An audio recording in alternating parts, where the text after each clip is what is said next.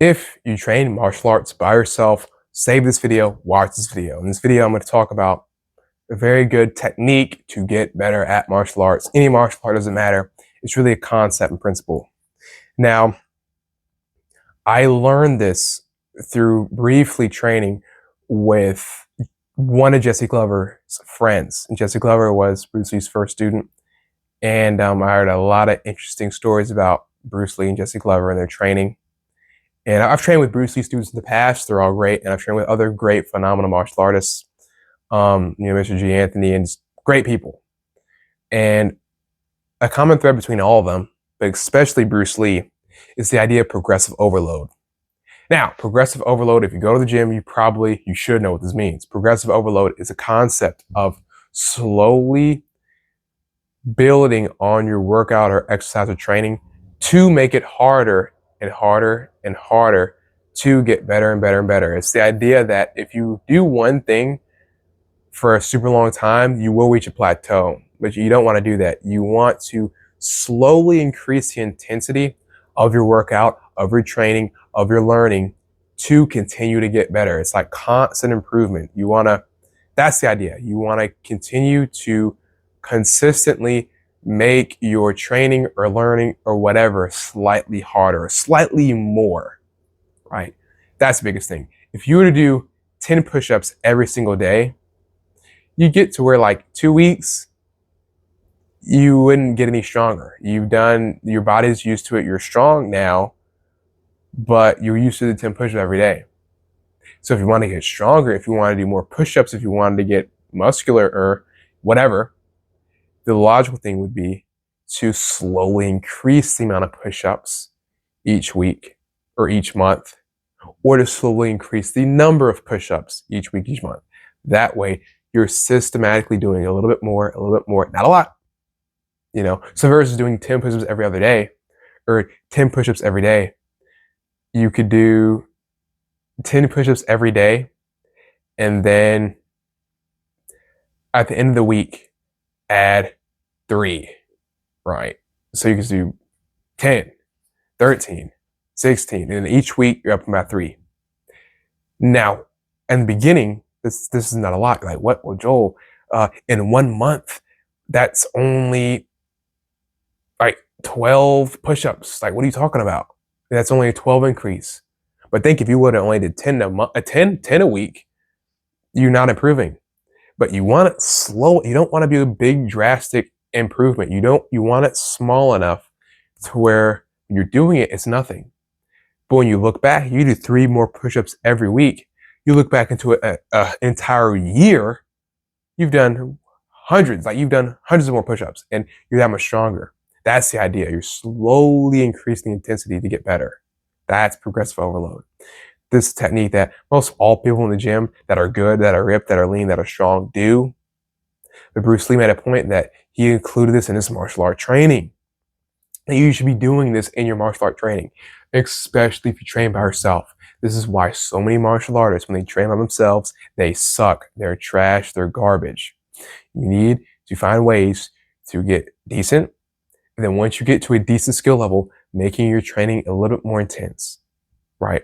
If you're hitting the bag or doing form training, then that might be hand weights, ankle weights, a body weight to make it a little harder, training that. It might be upping the time, it might be upping the speed, it might be starting to work out. You need to find ways to make your workout a little bit more intense, a little bit harder to get stronger, not a lot. So if you're doing hand weights, something I used to do, and I still do, it's very good exercise.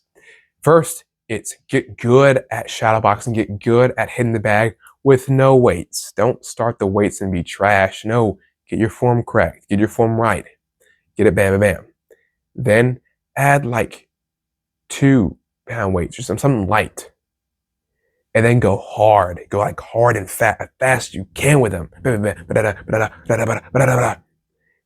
a little better, then add a little bit more weight. Then okay, you got that. Now add ankle weight. So now it's hard to move. And you're slowly building. And then let's say that you can probably put an actual vest on. Or if that's the case, then you can switch it up. Let's say you get good at hand weights and you're good. Now go to a 10-pound dumbbell and do like sets with punching. Like say I'm gonna do 20 jabs, 1, 2, 3, 4, with the dumbbell, right? So we're slowly increasing the thing. You go in the water, get in the pool and hitting the water. That's adding resistance. You need ways to add progressive overload, add intensity, finding ways to add resistance to your training. That's the only way you can measure your training, because the whole point of this is that you need to find a way to measure your progress, to see that you are getting better, you are getting faster, you are getting stronger. It's the biggest thing in martial arts. We just do stuff for years and not know if it's right or not. If you're doing like holds, like horse stances or isometric holds, like planks, horse stances, push-up holds, whatever, then time is the easy thing. Like hold your horse stance and hold it for a minute.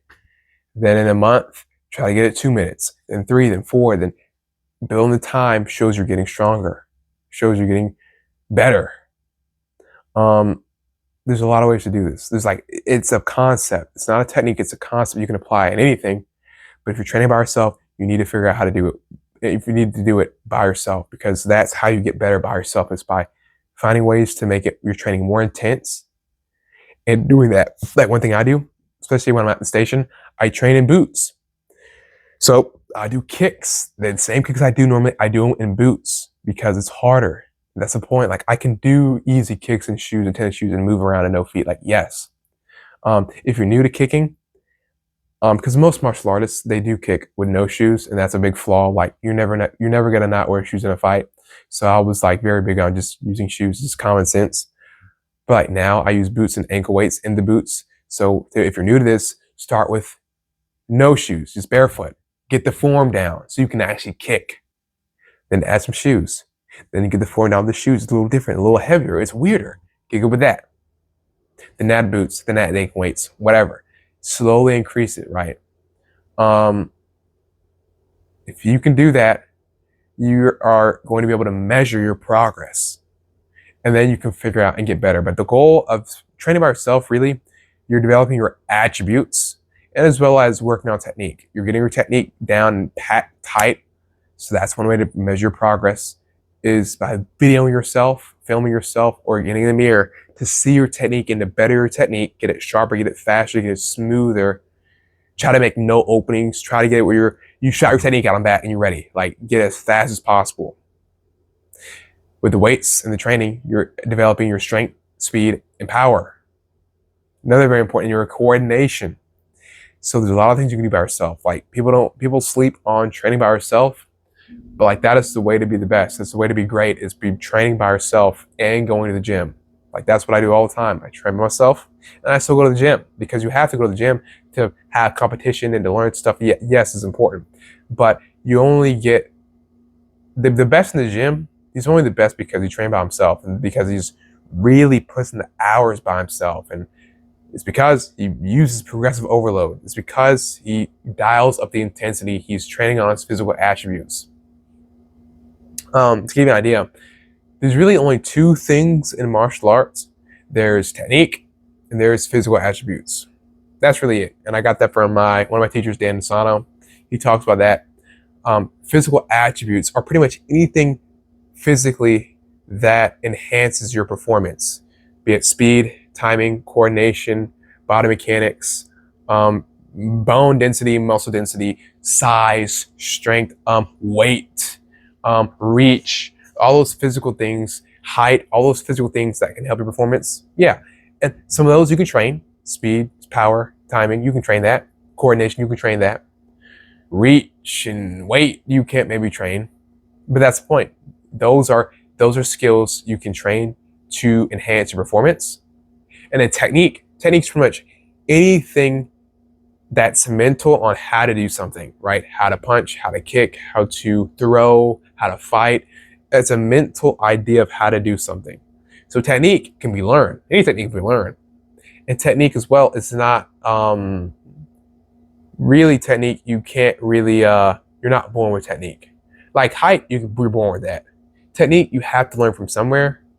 And even if the guys are good at something, that doesn't mean his technique is good. Like his technique can be better. So technique is something you can learn. So as a martial artist, you're enhancing your technique always, trying to get the best technique possible to end the fight as fast as possible, to be the sharpest, the best as possible, and to have no openings.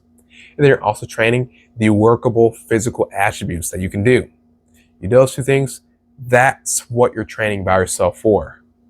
Like, there are a lot of physical attributes we can talk about that are important, but if that's what you're really training by yourself, and if you do that, you'll be really good. The whole point is to find ways to make it harder to advance your training, being creative, but finding ways where you look back in 3 months' time, you can look back and see you've gotten stronger. That's the point. You're doing it right. Most guys don't do that. They do the same old kata, the same old form, the same old boring exercise, and they call it quits. And they realize why they're not that good, or when they actually do get in a fight and they get beat up, they didn't know that this stuff didn't work, but it's because the training is very ineffective. So if you want to learn more training like this, more specifics, where I actually maybe make a routine for you, you see my course with hundreds of videos from me and other great martial artists, then go in the link in the description for my $10 course. It's the best. Every guy that joins nowadays, and like just yesterday a guy joined and he thanked me for it. It's a great course. It's only $10, but I made it $10 because I made it for the younger me, because I knew when I trained this stuff at first, I didn't have a teacher. And so I was like, I wish I had a place I could learn this stuff for cheap, but really learn the real stuff. That's the thing. Most martial artists, if you learn online and it's cheap, it's dog crap and it's trash, or it's incredibly expensive, $1,000. And I know you don't have $1,000. So I made something that is worth $1,000, literally. Like, I am losing money on this. I am, but I'm doing it because I want to help you. If you want to learn martial arts, if you're curious, if you're serious, go click join. If you don't like it, you get your money back, but you'll like it. There's 100 videos, good stuff like this. But yeah, that's it. Stay safe, keep training, and I will see you guys in the next one. Peace. Keep training, stay safe. See you guys.